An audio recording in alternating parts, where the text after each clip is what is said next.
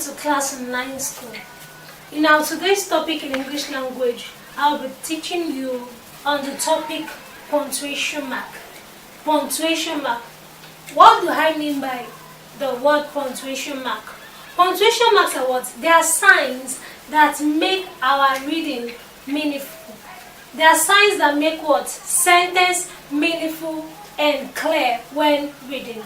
Punctuation marks are signs used to create sense, clarity, and stress in sentences. 1. Punctuation marks. What are they? They are signs. Most of us we've come across the punctuation marks, but we might not know the punctuation mark they have. But now this morning you'll be able to identify the punctuation mark used in most sentences in English language to make your reading simple and effective. Now we have punctuation marks are what? They are signs. Now when you're talking about signs, these signs are what used to create sense, clarity, stress in a sentence. It makes sentence what? Meaningful. Without punctuation mark, our sentences will be what? Will be non-meaningful. So now when we're talking about punctuation mark, they are what? They are signs used to create sense, clarity, and stress in sentences. They make our reading meaningful, make sentences with clarity and stress. Stress is what's indicated in sentence. Now we have punctuation marks. We have many punctuation marks in English language, but we are going to take few of them. Now we have punctuation marks are many, but the ones used in English language are as follows. So now we are going to what? Go through the punctuation mark used in English language. Firstly, we'll be talking about capital letters. What are capital letters? Since our primary school, we'll be able to learn the capital letter. We know this difference between the capital letter and the small letter. We have capital letter A and the small letter A. So when we're talking about capital letter, this is what we mean. So going back to what I'm saying, capital letters is a punctuation mark in English language, and we use that most often. Now we have capital letters. This is used at the start of a sentence. When you want to begin any sentence in English language, you make use of the capital letter. Capital letter is an essential punctuation mark in English language because we make use of it always. Capital letter, this is used at every start of a sentence. To begin a sentence, we make use of a capital letter. Let's look at this example we have here. It is a lovely day. It is a lovely day. Now, beginning of the sentence, we have what? The I, capital letter I. So it is wrong for you to what? Use the small letter I to begin a sentence. It is wrong for you to use the small letter to begin what? A sentence. Note, when writing in English language, to make your write-up meaningful, begin your sentence with what? A capital letter. Now, it is a lovely day. That is the first use of capital letter as a punctuation mark in English language. Now, the second use, it is used to start proper nouns. Remember, I've told you proper nouns. What are proper nouns? Proper nouns always begin with what? Capital letter. And when we're talking about proper noun, it refers to what? A name of a person, name of place, things, months of the year, days of the week, etc. They are examples of what?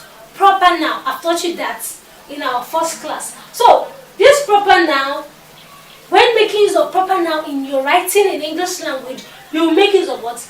A capital letter. Example of the name of a person. Remember, the name of a person is a proper noun. We have Bola. Bola will begin with what? A capital letter. Remember, this Bola must begin with what? A capital letter, because this is the name of a person and it is what? A proper noun. Now we have name of places. Name of places. We have Ikeja. Ikeja is the name of a place. Note, you can see me, this I is written in what? A capital letter. For us to add a proper noun, you must begin your word with a capital letter. And name of a person is a proper noun. Name of a place is a proper noun. Name of thing.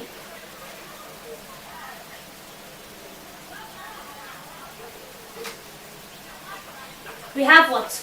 Book. Book also begins with what? A proper noun. Months of the year. June. A what? Also a proper noun.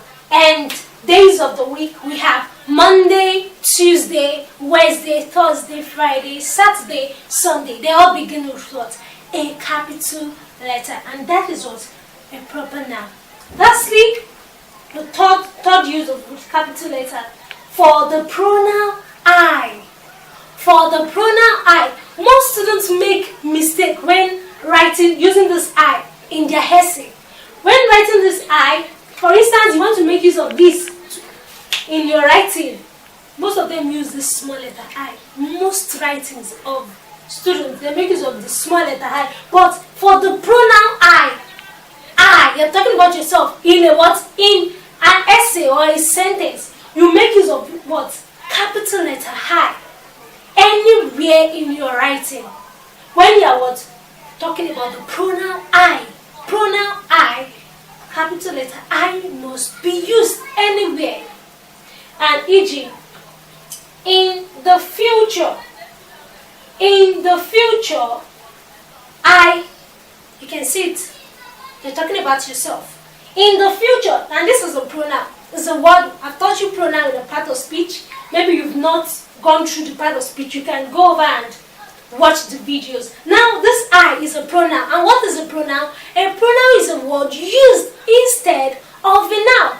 Now we have the I, talking about yourself. Hope that I will be able to visit Turkey. Now we have the first I, yourself.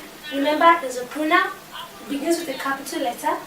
Hope that I, capital letter, will be able to visit Turkey. So, for us to have this capital letter is used for what? To start a sentence. 2, it is used to start a proper noun. And I've explained that to you, what we mean by proper nouns. And lastly, for pronoun I, anywhere in our writing, anywhere you want to make use of the pronoun I in the writing, you must make use of what? The capital letter I. In the future, I hope that I will be able to visit Turkey. We also have full stop. Full stop is also a punctuation mark used in what? In English language. And this is what? This is the sign of a full stop. So, number 1 function of full stop. It is used to mark the end of a sentence. I told you capital letter is used to begin a sentence. For us to end our sentence, we make use of the full stop. It is used to mark the end of a sentence which is not a question or exclamation. Now we have the question mark and the what? Exclamation mark. So for the full stop, just a normal sentence that is not a question or an exclamation. Let's check this example. Rome is the capital of Italy. Rome is the capital of what? Italy. And this is what? This is just a normal sentence, simple sentence without what? Question or exclamation. Now, Rome is the capital of Italy. We have what? The full stop. The full stop is used here. The second function, to indicate abbreviation.